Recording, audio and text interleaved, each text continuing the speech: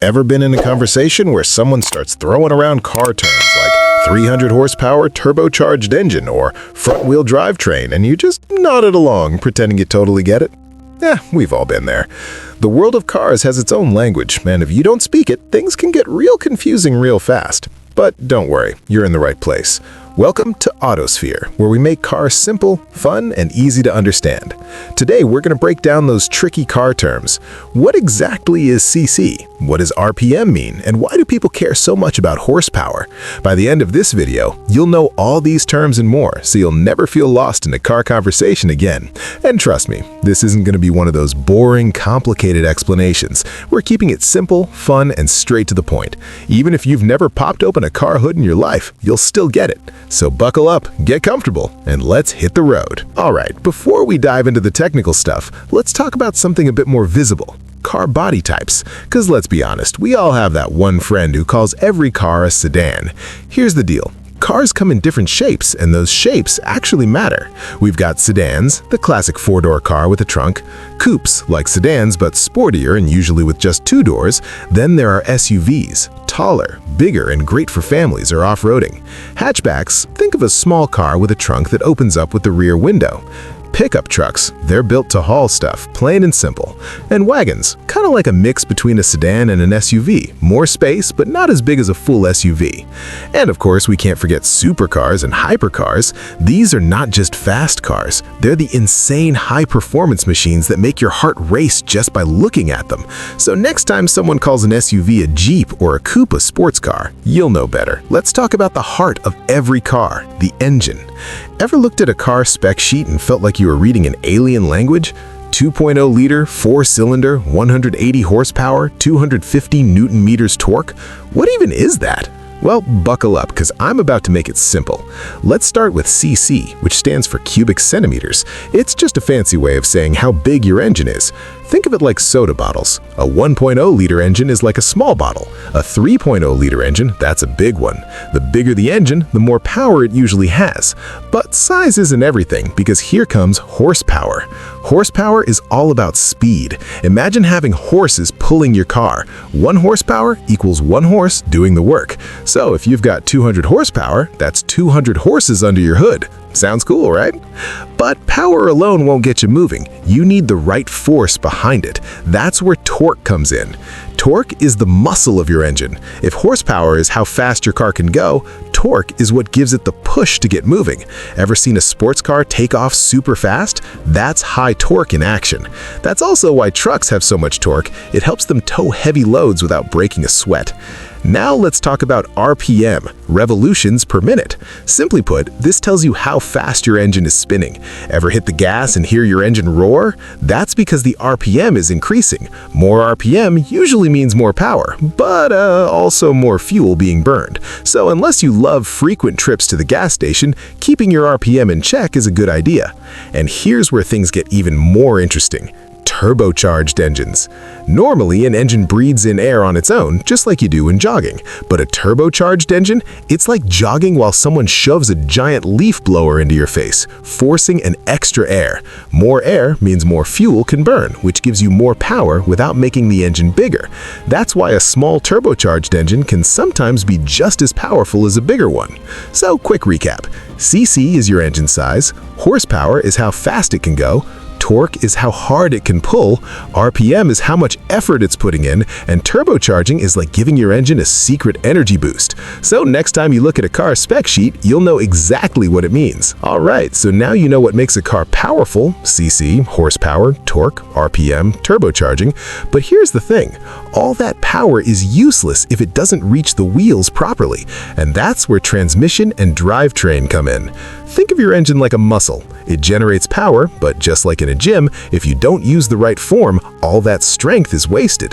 The transmission is what makes sure your engine's power is delivered to the wheels in the best way possible. So let's break it down, starting with the two main types of transmissions, manual and automatic. And no, this isn't just about which one makes you cooler. A manual transmission is the old school way of driving. You shift gears yourself using a clutch pedal and a gear stick. It gives you more control over the car, can be more fun to drive, and bonus, it usually makes you look like you know what you're doing. It also means more work because you're constantly shifting gears, especially in traffic. So if you like your left foot and right hand getting a workout, this one's for you. An automatic transmission, on the other hand, does all the gear shifting for you. No clutch, no shifting, just press the gas and go. It's easier, smoother, and perfect for stop-and-go traffic. That's why most modern cars are automatic. But here's the twist. Not all automatics are the same. There's the traditional automatic, which uses a torque converter to switch gears smoothly. Then you've got CVTs, or continuously variable transmissions, which don't have fixed gears at all. They just adjust power smoothly, like a sliding scale. And then there are dual clutch transmissions, DCTs. These shift super fast, making them perfect for sports cars. So if you ever see a car ad bragging about its quick shifting DCT, now you know why. Alright, so the transmission decides how power is sent, but where that power goes, that's all about the drivetrain. And if you've ever heard terms like RWD, FWD, AWD, or four-wheel drive and just nodded like you understood, don't worry, I've got you. Most everyday cars are FWD, front-wheel drive. This means the engine sends power only to the front wheels. It's cheaper to make, more fuel efficient, and works well in normal driving conditions. But if you've ever floored it in a front-wheel drive car and felt the steering wheel go wild, yeah, that's torque steer. Then we have RWD, rear-wheel drive. Instead of pulling the car from the front, it pushes it from the back. This gives better balance and handling, which is why sports cars and performance vehicles love RWD. But in rain or snow, good luck, because without weight over the back wheels, traction can be a nightmare.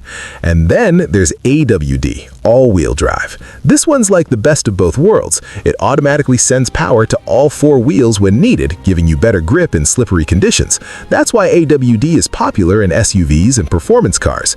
But it's also heavier and less fuel efficient, so there's a trade-off. Finally, we have four-wheel drive.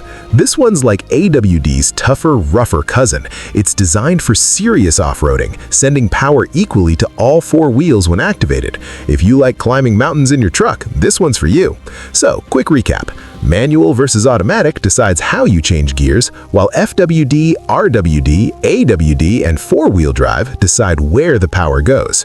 And now you actually know what these terms mean instead of just pretending. Alright, so we've covered power, we've covered how that power reaches the wheels, but here's the big question. How do you make sure your car doesn't turn into a gas-guzzling, money-eating machine? Because let's be real, fuel prices aren't exactly our best friends. So let's talk about fuel efficiency and maintenance basics. How to keep your car running smoothly and save some serious cash while you're at it. First step, MPG, or miles per gallon. This number tells you how far your car can go on a gallon of gas. The higher the number, the less you're spending at the pump. Simple, right? But here's the thing. That official MPG on your car sticker? Yeah, that's under perfect conditions. Flat roads, no traffic, no AC blasting on full power. In the real world, your actual MPG depends on how you drive, which brings us to some simple fuel-saving habits that actually work. First, easy on the gas pedal. Flooring it at every green light might feel cool, but it burns through gas like crazy. Instead, accelerate smoothly. Second, don't speed like you're in Fast and Furious. Most cars hit their best fuel efficiency around 50 to 60 miles per hour. Go faster and you're just burning extra fuel for no reason. And third, check your tire pressure. Low tire pressure equals more resistance equals worse MPG. Oh, and ditch the unnecessary weight. If your trunk is carrying enough junk to start a garage sale, it's time to clean it out. But saving fuel is just one part of keeping your car in good shape. If you want it to last, you need to keep up with basic maintenance. And don't worry, I'm not talking about rebuilding an engine, just the simple stuff that makes a huge difference. Number 1, oil changes. Your engine oil is basically its lifeblood. Over time, it gets dirty, thick, and just bad for your car. Stick to the schedule in your owner's manual, usually every 5,000 to 7,500 miles, and your engine will thank you. Number 2, air filters.